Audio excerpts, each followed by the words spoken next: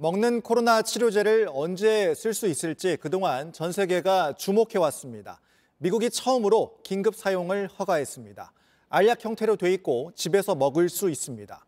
먼저 김필규 특파원 보도를 보시고 그러면 우리나라에는 언제 들어오는 건지 알아보겠습니다. 화이자의 먹는 코로나19 치료제가 긴급 사용 승인을 받았다고 백악관 관계자가 전했습니다. We got good news today with the authorization of Pfizer's antiviral, a pill that dramatically reduces the risk of hospitalizations and death for those at risk. 팍스로비드라는 이 약은 기저질환이 있는 12세 이상을 대상으로 합니다. 코로나 바이러스의 체내 복제를 막는 방식인데 임상 과정에서 고위험군의 입원이나 사망 위험을 89%나 낮췄습니다. 오미크론 변이에도 효과가 있는 걸로 나타났습니다. 그동안은 입원 상태에서 링거나 주사로 치료제를 맞아야 해 병원과 환자 모두 부담이었습니다. 하지만 이제 감기약처럼 먹을 수 있게 됐습니다. 코로나19 검사에서 양성 판정이 나오면 의사가 근처 약국으로 처방전을 보내게 되고 그러면 이곳에서 먹는 코로나19 치료제를 받아 집에서 복용하면 되는 겁니다. 닷새 동안 12시간마다 3알씩 먹는데 총 30알이 한 코스, 그 가격이 63만 원 정도입니다. 지금 18만 명분을 만들어 놓은 화이자는 내년까지 1억 2천만 명분을 생산할 계획입니다. 바이든 대통령은 1,000만 명분을 미리 사뒀다며 국방물자 생산법을 동원해서라도 생산 속도를 높이겠다고 했습니다. 머크사가 개발한 먹는 치료제 몰누피라비르 역시 미 식품의약국의 승인을 기다리고 있습니다. 코로나 퇴치를 위해선 여전히 백신이 최선책이지만 확산세를 막는 데는 먹는 치료제가 중요한 역할을 할 거라는 전망이 나옵니다.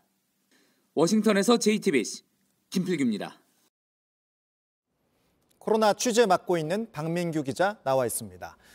궁금한 게 많은데요. 백신처럼 세계 각국의 이 확보 경쟁이 치열할 것도 같고 일단 우리 정부도 먹는 치료제 도입 준비를 그간 해왔죠. 미국이 이번에 승인한 게 화이자 것이고요. 앞서 영국에서 승인을 세계 최초로 받은 게 머크 약입니다. 둘 다 식약처가 승인을 검토하고 있습니다. 지난달부터 해왔습니다.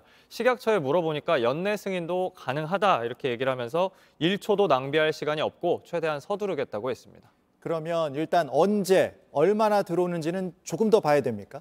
사실 질병관리청이 오늘 그걸 공개를 하려다가요. 도입 일정 발표를 갑자기 미뤘습니다. 알아보니까 식약처와 사전에 상의가 없었다고 하거든요. 그런 절차적 문제는 있습니다.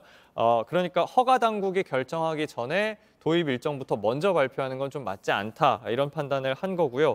긍정적인 점은 약을 더 많이 또 더 빨리 들여오는 쪽으로 협상이 잘 되고 있어서 이 내용까지 담아서 조만간 발표를 하겠다고 밝혔다는 점입니다. 더 많이 들여온다는 계획이라고요? 기존에 우리가 계약해둔 게 화이자와 머크 다 해서 40만 회분쯤 되거든요. 여기에 추가 구매도 구체적으로 논의를 하고 있다고 합니다. 이대로라면 그래서 다음 주에 허가를 내면서 그 더 들어오는 물량까지 정확하게 밝힐 걸로 보입니다. 그러면 이제 또 궁금한 건 이게 치료제 효과가 궁금한데 어떻게 봐야 됩니까?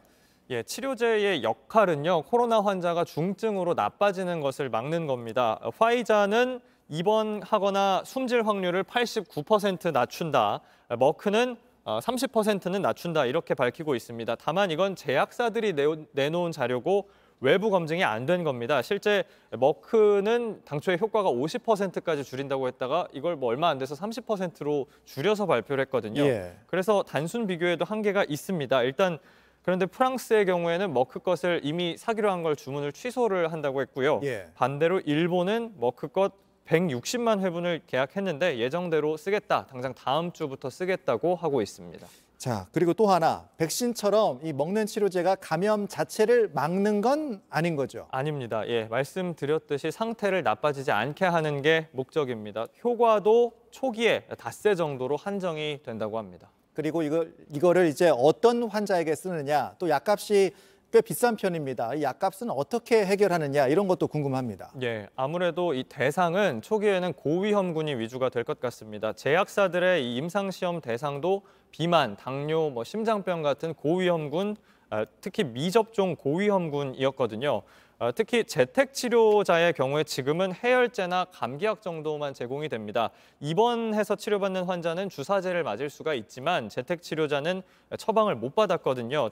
그래서 먹는 치료제 들어오면 재택치료에 특히 큰 도움이 될 수 있습니다. 예. 약값은 한 사람당 63만 원 정도가 되는데 코로나 치료는 전액 정부가 내주고 있습니다. 좀 더 싸게 만들 수 있는 복제약도 제약사들이 일단 허용하겠다는 입장인데 이건 저개발 국가 위주로 한다니까 좀 더 두고 봐야 될 것 같습니다. 네, 궁금한 점이 많았는데 잘 들었습니다. 박민규 기자였습니다.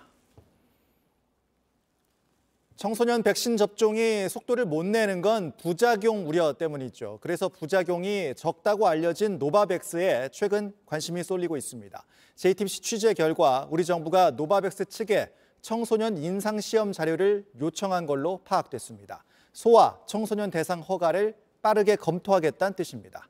윤영탁 기자가 취재했습니다. 지난 1일 80%를 돌파한 국내 백신 2차 접종률은 20일 넘도록 제자리입니다.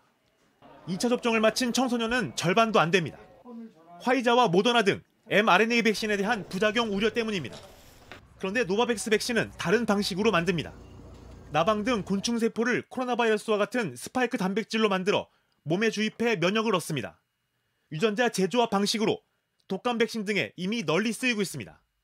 반면 우리 몸에서 스파이크 단백질을 직접 만드는 mRNA 방식은 코로나19 백신에 처음 적용된 기술입니다. 예측하지 못하는 부작용이 발생할 가능성은 낮다고 생각합니다. 상대적으로 우리가 안심하고 맞을 수 있는 백신이 되지 않을까 싶습니다. 유럽에서도 노바백스 백신이 정체된 접종률을 높일 수 있을 거란 기대가 나오고 있습니다. 영국 가디언지는 독일의 여론조사 결과 참여자의 56%가 전통 방식의 백신엔 접종량이 높아질 것이라 응답했다고 보도했습니다. 이 때문에 식약처도 노바백스 백신에 대한 정식 허가 절차를 진행 중입니다.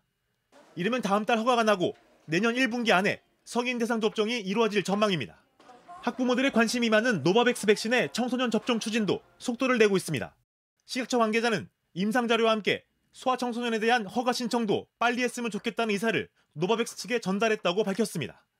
소아청소년 접종에 대한 허가도 함께 진행할 수 있다는 뜻입니다. 노바백스 측도 지난 5월부터 청소년 대상 임상시험을 진행 중입니다.